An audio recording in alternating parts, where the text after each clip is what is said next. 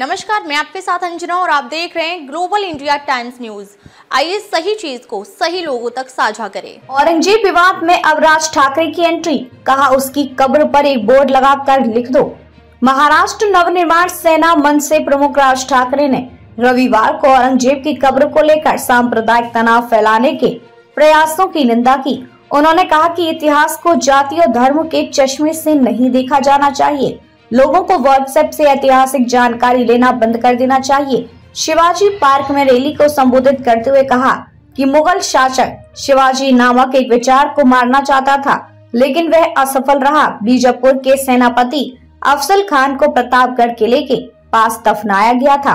छत्रपति शिवाजी महाराज की अनुमति के बिना ऐसा नहीं किया जा सकता था। इतिहास की किताबें पढ़ने की सलाह। उन्होंने कहा कि क्या हम दुनिया को ये नहीं बताना चाहते कि इन लोगों ने मराठाओं को खत्म करने की कोशिश की, लेकिन इसका उल्टा हुआ। यहाँ उनका सफाया कर दिया गया। व्हाट्सएप पर इतिहास पढ़ना बंद करें, इतिहास की किताबों में गहराई से उतरें। ठाकरे ने हाल ही में रिलीज हुई फिल्म चावा को देखने के बाद अचानक छत्रपति शिवाजी महाराज की बहादुरी को महसूस करने वालों पर कटाक्ष किया। उन्होंने कहा कि कुछ लोग फिल्म देखने के बाद जाग गए हैं। फिल्म के सिनेमाघरों से उतरते ही उनका हिंदुत्व खत्म हो जाएगा।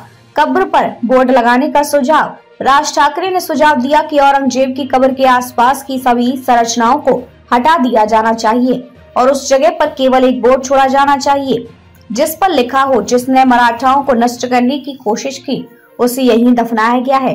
उन्होंने मराठा इतिहास के बारे में युवा पीढ़ी को शिक्षित करने के लिए उस जगह पर स्कूली यात्राएं आयोजित करने का भी प्रस्ताव रखा। धर्म के नाम पर नदियों के प्रदूषण की आलोचना करते हुए ठाकरे ने कहा, कुंभ मेले के दौरान गंगा में डुबकी लगाने के बाद लाखों लोग बीमार पड़ गए। ये नदी या पवित्र आयोजन का अपमान करने के बारे में नहीं है, बल्कि पानी की गुणवत्ता से जुड़ी गंभीर चिंताओं को संबोधित करने के बारे में है। मराठी के लिए एकजुट होने की अपील। ठाकरे ने लोगों से जाति और समुदाय के आधार पर बढ़ने के बजाय मराठी समुदाय के तहत एकजुट होने का आग्रह किया। उन्होंने इस बात पर जोर दिया कि मराठी का इस्तेमाल दैनिक बातचीत में किया जाना चाहिए और उन घटनाओं पर कड़ी प्रतिक्रिया की जानी चाहिए जहां इसे नजरअंदाज किया जाता है। एक निजी दूरसंचार कंपनी के प्रतिनिधि और दक्षिण मुंबई के एक स्टोर के कर्मचारी द्वारा मराठी बोलने से इनकार करने के मामलों का जिक्र करते हुए उन्होंने कहा कि मराठी का अनादर करने वाले किसी भी व्यक्ति से मन से अपने तरीके से निपटेगी।